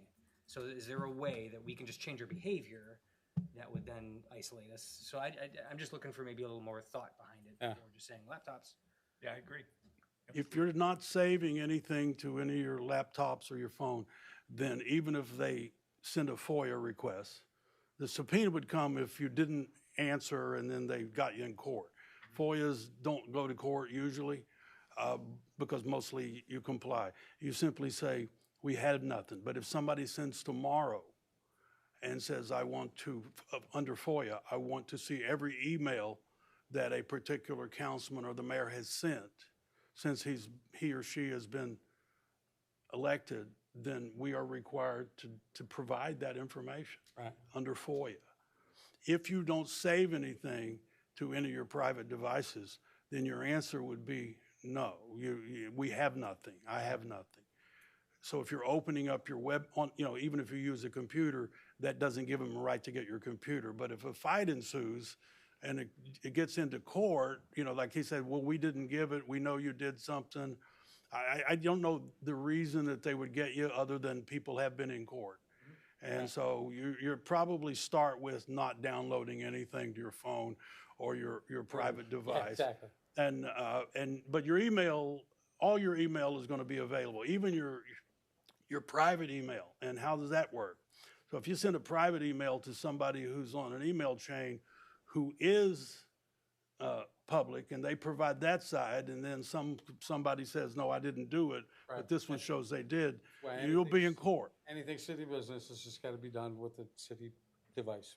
If you've ever been involved in massive, major corporate lawsuits, I see how ugly it can get. I think you decide if it can be a very basic motion, instruct city manager to purchase laptops, for whoever chooses to have one. If you don't want one, then that's good too. Then it saves us the money. But we haven't bought laptops. I haven't had a laptop. I don't know how old the one I got is. Well, it's a very long. I use the basic stuff. We do everything verbally. If there's anything, we've got surplus. Let's see what we got. Because the ladies in the office, it's easy enough. It's 10 years old. It's probably still sufficient for what we're talking about. Just give me a motion, say do it, and then we'll make it happen for whoever wants them. Keep it generic. Say provide laptops to the elected officials. Yeah, or Van, is it the electronics as well? At the phone as well? If you are using a personal device for council business, then potentially, then the potential is there that you might have some data in that device that may be subject to disclosure under FOIA. Right. And certainly laptops, emails, so forth.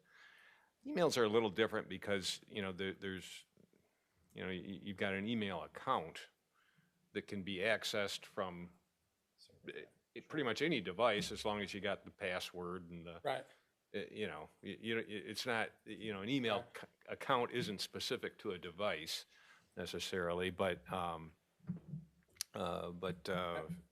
yeah, you are, if you're using your personal devices for council business, then yes, then you are opening that door to potentially having to produce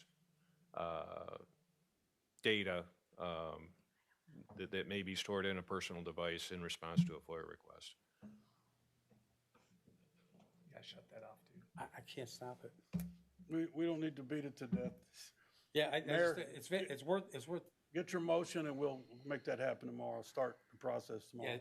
I think it's worth, like Van, you having to feedback to us on what should be the right thing for us to do. Not debate it right now and I not think, about I it, think you all have your own, I think you all have your own email account, do you not? Correct. A city email account, it's Correct. your first initial, last name at waldlake.com, just like all of us. So, for any council business, if you need to send emails or documents or whatever it may be, you need to exchange documents, you're gonna wanna use your city email account for that purpose. Like I said, an email account can be accessed from many different devices. I don't know that it's device specific, but if you're saving, sometimes people save stuff on the device itself. Yeah, or create, Right. or you're creating it from. Right, then in that situation, then, if there is something that you've saved on your device, that is subject to FOIA, then yeah, you would have to produce it off that device. And like the city manager said, you're not gonna actually have to turn your laptop or your phone or your PC over to somebody and let them rummage through it unless it actually gets into court and there's a court order that requires you to do that. Right. I mean, nobody from the city, the city clerk isn't gonna gather up all your devices every time we get a FOIA request and go through all your devices. Yeah, but I've seen that of when it does go to lawsuits. But yeah, seen the there is request case for- law out there where Every that electronic device you have. has happened. Yeah. I mean, it's never happened here. God knows you don't want anybody to see your browser profile or your history. I'm just kidding. So, it's just a word of caution, use common sense and just be aware that when you're doing any type of council business, through any type of a device, whether it's a personal device or a device you got through the city, that the potential is always there that, something might be taken off of that, or it might be looked at by someone else at some point. So.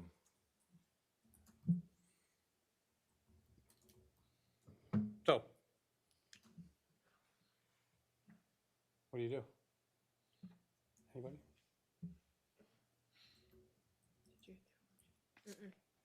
I mean, I'll make a motion to, I don't think it's resolved actually of what we need to do. Correct. So I'd like to make a motion that, I don't know who, somebody. Go. Yeah. Between Van and Dennis, Yeah. right? Let's decide what the right thing Look to do is. into what's the best course of action to do as far as electronic communication between council members. And bring to the next meeting a proposal. That, Like a second. Yeah, we could do that. There are some policies that can be adopted. I know some communities have done that. Maybe I could take a look at some of these electronic communication type policies that other communities have adopted, and maybe you'll see something there that you like, and so I can, I'll take a look at that. I'll see if I can get some electronic communication policies for you to take a look at. I don't know, Jennifer, was it vague enough? Can we still move ahead on purchasing? I mean, if you're a guy who wants to get in a hurry, purchasing is different than how we use them, but if you give me that instruction tonight, we can order it up. I kind of agree with Councilman Arnold. I don't want to just willy-nilly start buying things and then we didn't need to, or there was another way of doing it. I'd like to. Let the mayor get one. thoughtful. Otherwise, No, let's do the right thing. Take a look at what is it the right thing to do here, right? Because I don't know, renting a cheap ass laptop from someone is probably easier than having the asset on the books. You know what I mean? I don't think we need a motion for that, though. I mean, Well, if it falls off the Right. table and doesn't get addressed for like 6 months, then we needed a motion and a directive, and we put it on a directive log, which is why I think we need to codify that as well, okay. right? That's not There's- what it's going to say. There's still no org chart. No. That's what he's going to provide to them. Yeah. Okay, so you have your motion. There was a Second? second. And I There's a second. Roll call. And then you just, okay. Let's see. Locke, Yes. O'Rourke, Yes. Shenzhen, excuse me, Shinzing, excuse me, Woods, Zing. yes. Ambrose, Yes. Arnold, Gunther. Yes. Thank you. So this is not to purchase, but to have city attorney provide back the best course of action for you. Is Correct, that yeah. what I understand? Okay, very good. Okay. The other item, we can continue to talk about items, right? Because I just have Yeah. a quick one too.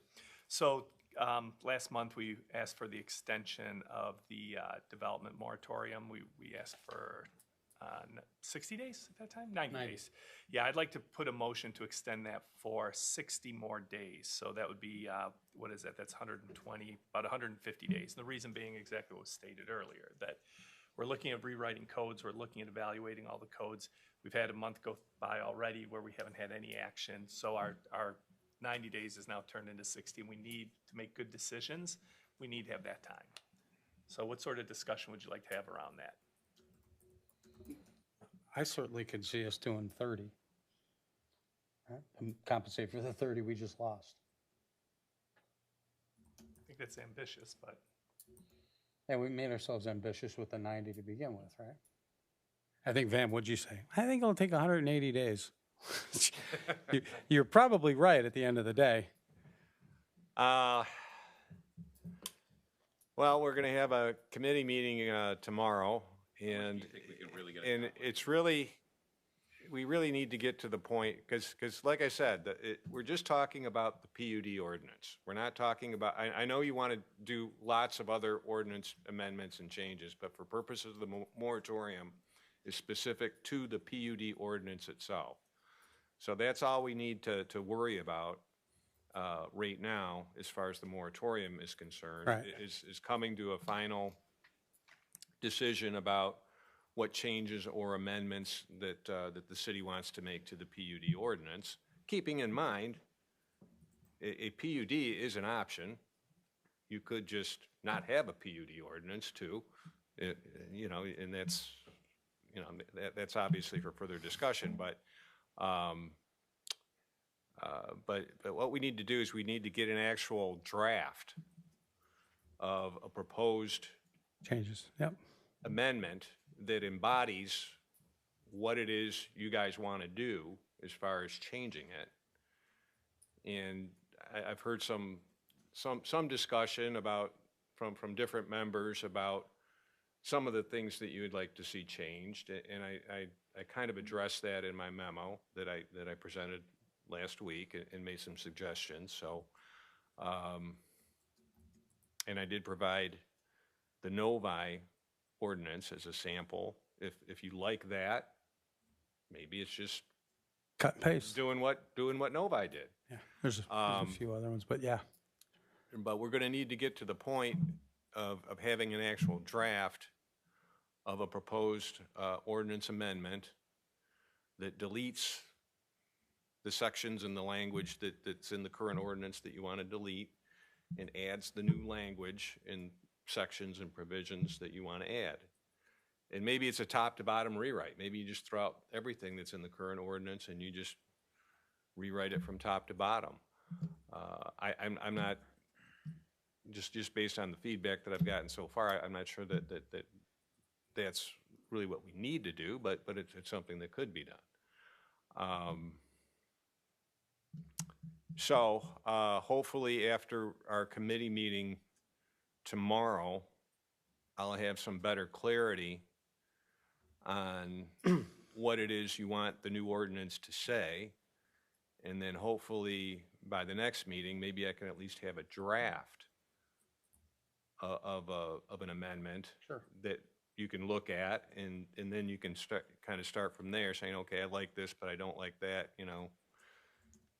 And that'll kind of get the process moving along, I think, a little bit more quickly than where it is now, because it's kind of stagnated right now.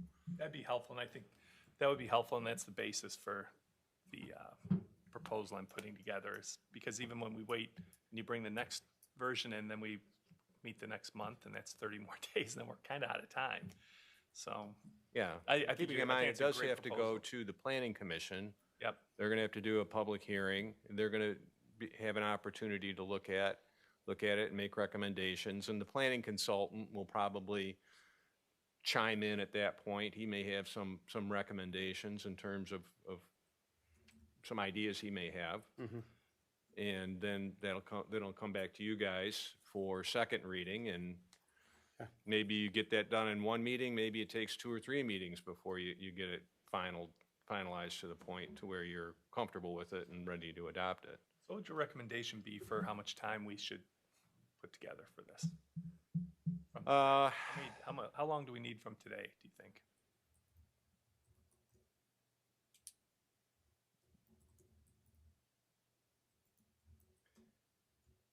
Well, you're gonna need a minimum of 2 months, and I don't see it getting done in 2 months, because that's assuming that the first draft is perfect, which isn't likely. So I would say, I'd give yourself at least another 3 or 4 months from now. So then if we do go with a 2-month extension on the current 90 days, that will put us in that window. Or do you just wait until we get close to the moratorium and then extend? No, I'd put Put it it on out there paper now? today, yeah. Because you got people looking at stuff right now, they need to be able to plan. Right. Yep, absolutely. Second, anyone? So the motion is to go ahead and extend the current moratorium for PUD zoning an additional 60 days off of the original 90 that's been put in place. A second.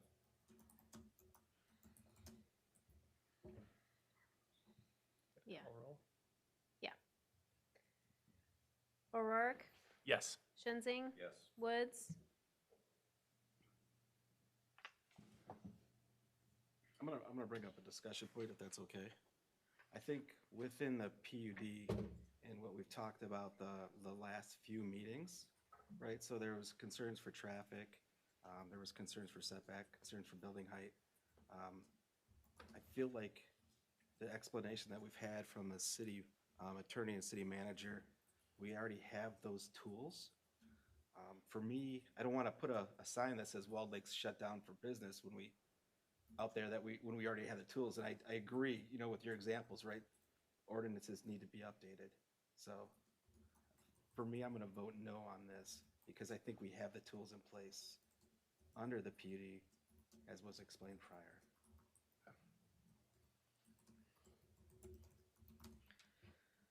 okay, for Ambrose, No. Arnold, Yes. Locke, No. Gunther. Yes. Okay. Motion carries.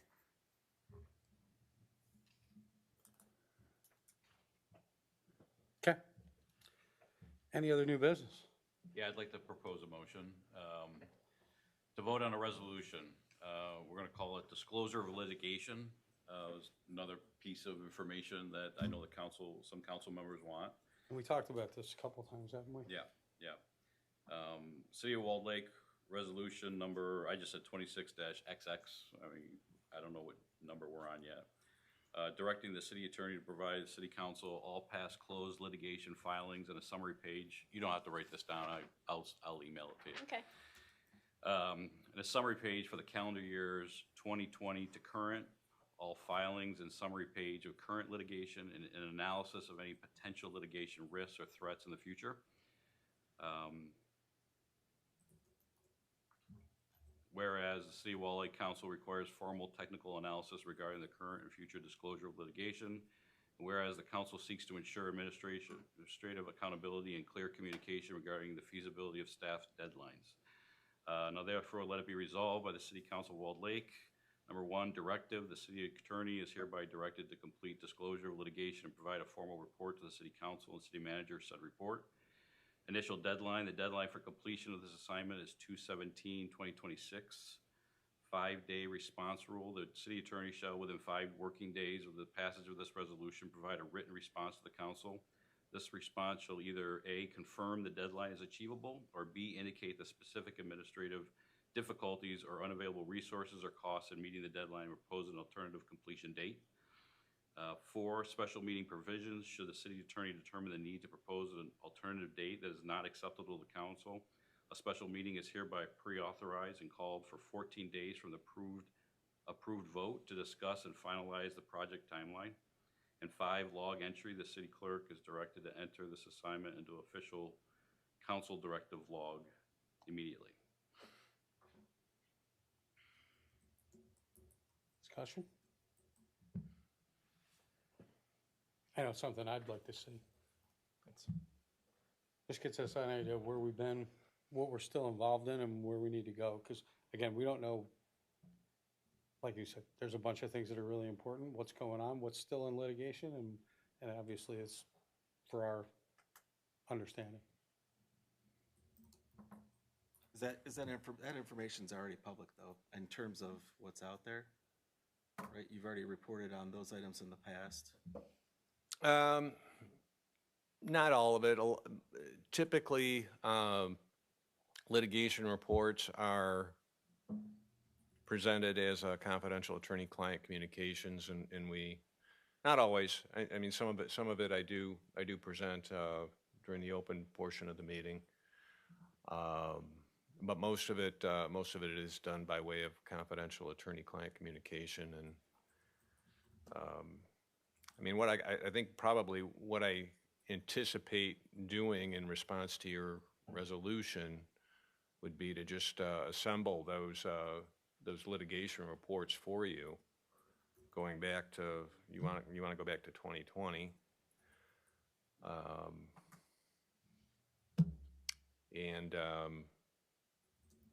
I could certainly have that ready for you by the next meeting, just to have the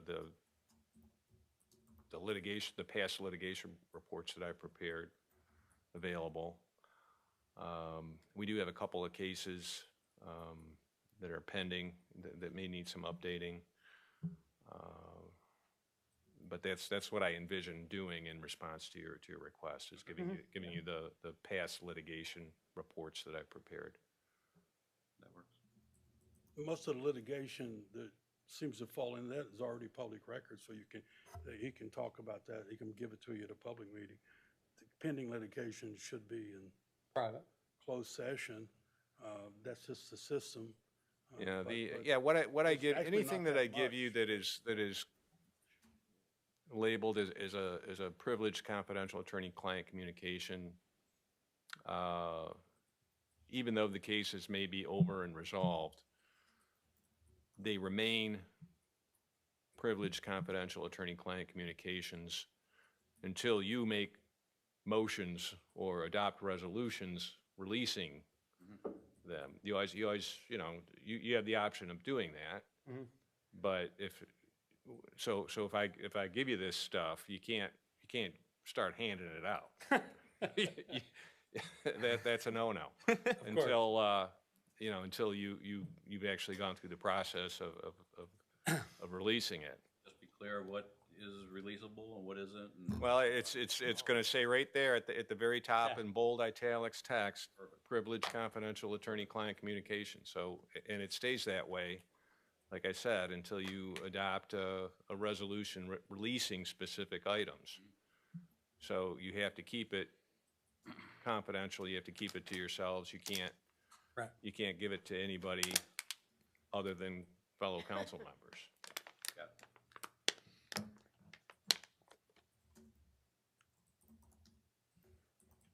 Was that the motion then?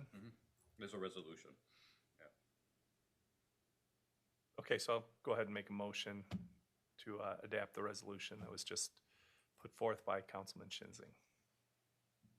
I will second that. I think it's a good idea for fellow council members to be in the know about the past attorney-client privilege files. Okay, roll call? Shinzing, Yes. Woods, Yes.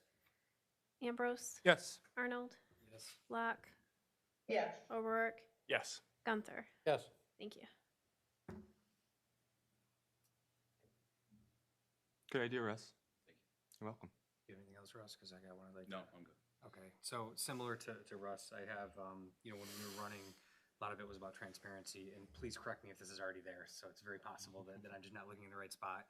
But I'd like to make a motion to have disclosure of contracts, similar to the disclosure of litigation. Essentially, like to direct the city attorney to provide city council all contracts of city employees, including yourself, city contractor employees, such as planning commission board members and building inspectors, suppliers, union contracts, and franchise agreements, and to redact any legal privacy details, to direct the city clerk to post the contracts of those to represent all city employees on the city website, to post on the city website in the spirit of transparency. And that's just something that we ran on. So I'm curious to see if there's any pushback from a legal standpoint, but this is something that I know Dennis, myself, Russ, the mayor, we ran on when we got voted in. So I think it's important that I bring it up. To go through the directive, city attorney is hereby directed to complete disclosure of contracts and provide a formal report to the council, and for the city manager to direct his staff to permanently post current and future versions of all city employee contracts on the city website for transparency. Initial deadline for the completion of this assignment is 2/7.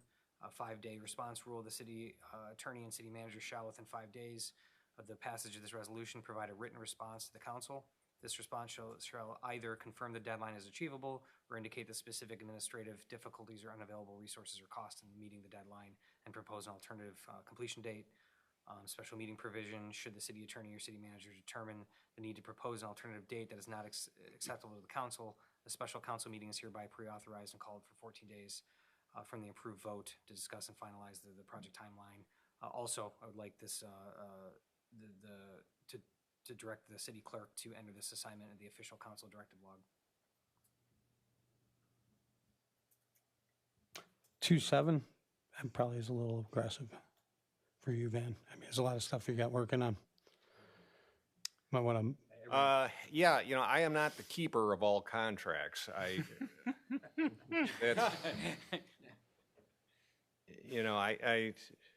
review what I'm asked to review, but that's not part of my job, is to like keep all the city employee contracts.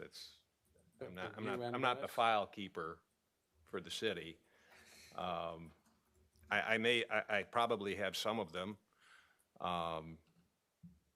Certainly willing to modify who the keeper of said contracts are, so apologize, Van, it's probably my own naivete. Yeah, so, I could try to round them up, but, That's probably Who has between them? you and The Dennis. city clerk is the keeper of the contracts.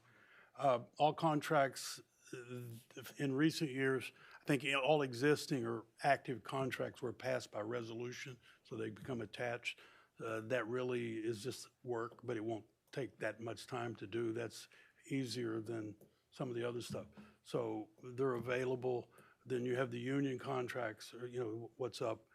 I'm assuming that falls in the same category. You want union contracts because a lot of employees are covered by that. My contract's available, city attorneys and the staff's contracts. They're all passed by resolution. So you're going to have a resolution that approves that. Right. And then you have a contract. So when you get it, we can package them up and PDF them or whatever, or how you want to do that to each one of them. That's the easiest chore tonight. Thoughts on posting to the website? That's something that I think is a little more on the provocative side, so I guess I'm looking at the other council members to have a discussion about that particular point if there's any concerns. Obviously redacted. Sure, yeah. So I was trying to listen to all the stuff that you were putting in there, and I heard that you said future contracts. Was that correct? Because I mean, there has to be some negotiating power, right, with that. You don't want to give that up, right? If we're trying to negotiate with an employee. And there's certain requirements for that. I guess I'm looking at it as the evolution of said contract, like not as it's actively being negotiated. So unless I'm misunderstanding the point. Yeah, I'm just trying to make sure I understand in terms of protecting the city from legal basis, right? So the legal basis is any future contracts. I just heard future in there. Mhm. And I'm trying to make sure I'm understanding your wording correctly. Yeah, and so let me try to elaborate on the intent. So the intent would be, as we continue to go down and engage potential suppliers or update a contract, that they would also get posted. So it's becomes the idea that as we progress and engage in new contracts, they get posted as well. Well, upon, you know, Are you talking about an RFP or I'm not talking about RFP, I'm talking about a contract that we are engaged in with the city actively. Okay, yeah, yes. I understand that part. I just want to make sure it was crystal clear between that and a potential future contract. Yeah, if you have a new contract, say Van's contract's updated, then it would be, once it's approved, and it's a contract. Yeah, I don't have, that would, Yeah. that would be a current, yes. That way, you're not constantly having to resolve to post things again.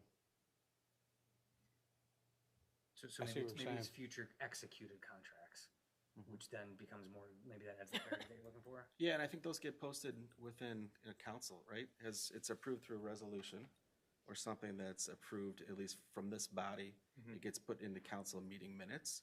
And then at the next meeting, right, we approve the agenda for the prior council meeting. So that is posted, Okay. right? But then people would have to like sort through all that stuff to try to find those. The old instead command of F. Finding it in Yeah, one spot, Control here's all F. the contracts. Search. If it OCRs. Yeah, I forget, I'm just trying to understand. Yeah, yeah. The whole thing, yep.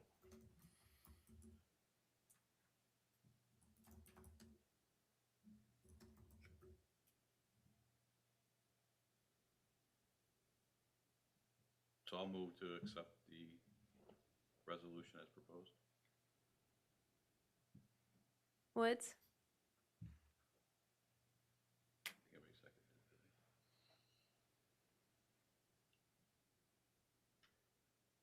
it. Is it, can we make a modification to that? I'm- To just give us a chance to go through it? I just want to make sure I understand. That's fair. Yeah, I think that's fair. If we meet back in 2 weeks, Yeah, that's very I fair. think that's reasonable. Absolutely. Yeah. So just table it. Yeah, table it. Yes. So I'll Yeah, make a what's the motion to next one? table. I'll say. Second. Yep. I'm sorry, who seconded? It wasn't. Doesn't matter, Shinzing? yeah. Okay. Okay, so tabled. Woods? To table, yes. Mm-hmm. Okay, Ambrose? Tabling, yes.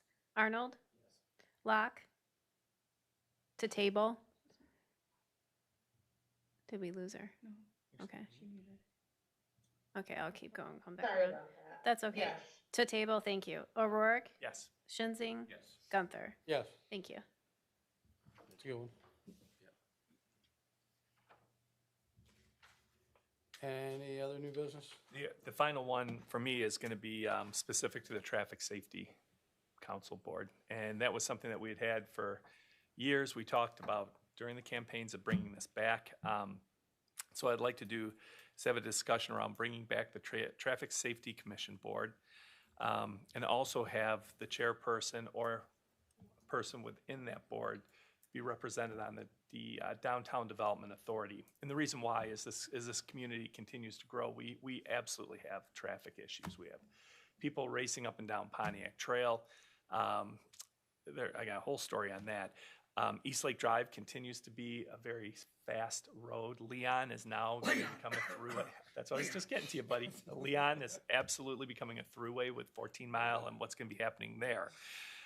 So I think we need to have a commission made up of the people of Walled Lake that could sit down and talk about the various things that need to be put into place, all aspects of traffic safety, and then also have a person represented on the Downtown Development Authority for the specific interest of traffic in the community, and representing the Traffic Safety Board. I see the perfect person for that as well. I could see Jay Easter as being perfect for that. In fact, when you look at some of the DDA, the plan for doing the redevelopment down there, actually override some of the things that they came up with several years back to make sure we didn't do. So it's an interesting thought process. And I went back and looked at some of those old minutes. I agree we should do that, guys. Obviously, anybody want a second? Or what, Or any more other discussion, first of all? Yeah, so I did pick up your discussion point, right? I think it was the end of last year. In terms of the DDA, right, you're kind of centered just a business area. I know it's a rather large area. But to give it a best chance to actually cover citywide, and we actually go through all the items that get addressed, in the fact that we are short on board members, it might be something to temporarily put within the planning commission, right? And group that temporarily until we get our board seats up. Because it covers what your concern is for planning, right? And then it covers the whole city, and it goes through that planning process, but it could be a portion of the planning. So instead At least, of having at least temporary until we get some board members. so instead of having right? a person sit on DDA, they'd sit on planning? No, take your traffic.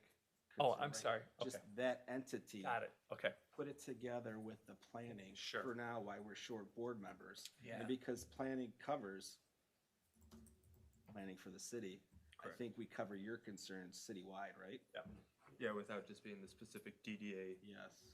district entities, it covers that body. Well, I don't think Leon you said, Street, I don't think you said a DDA, but you said you wanted somebody on the traffic safety board on DDA. What I think is the skill sets required to be on planning commission, you can find people that'll be on the traffic safety that don't necessarily have that, the rest of the planning commission skill set, right? And it's, some people want to go to the school board and argue about bus stops, right? And I don't want to waste somebody else's time on that. I'm not quite sure it's the same fulfilling board seat problem to have that maybe available. Yeah, I think the point is it gets it a little bit more efficient, right? So Councilman, or Pro Tem O'Rourke, right, does have some concerns. He wants to bring that in. I think tying it in with the planning gives it that efficiency point where your concerns are being made. But we're also addressing it with one body, not two. We do have, the item we just tabled, right? The item we added just before that. If we're gonna add another group that more people have to attend to support from the city staff, Councilman Shinzig's gonna say, how come we're not getting things done in 90 days now if we're, working on a moratorium, right? So I think grouping it in with the planning kind of cuts those two and hits your concerns together. So do we still have the traffic safety board, or is it just more? Because it was. You need only appoint the members and tell them to call a meeting, and that's how you start. But you need to appoint. It didn't get removed. They just abandoned the people that didn't serve, and nobody wanted to serve on it. It's kind of just evaporated.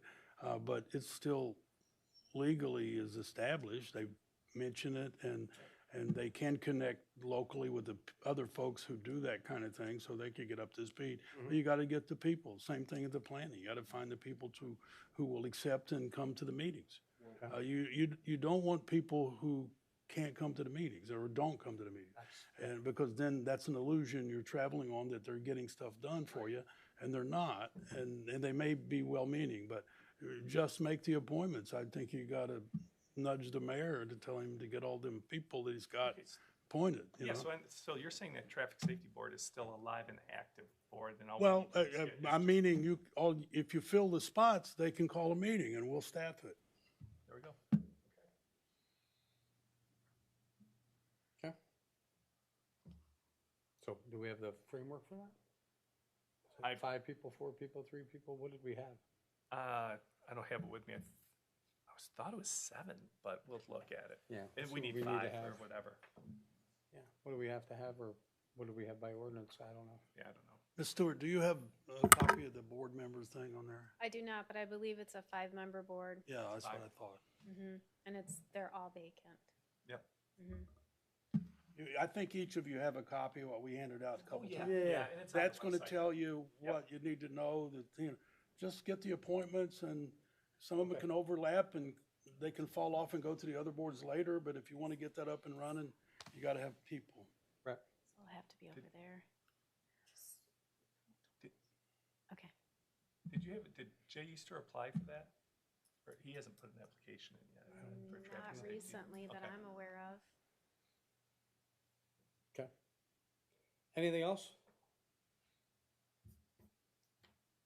So I had that was a discussion point to get that going again, correct? Correct. Okay. So there's no need for a motion for anything. That's what I had. It was Yeah. just a discussion. Nope, it's already active. We just, yeah. Yeah. Correct. Yep. So it's just now getting that added that we need people from around all of Walled Lake to be involved. Mm-hmm.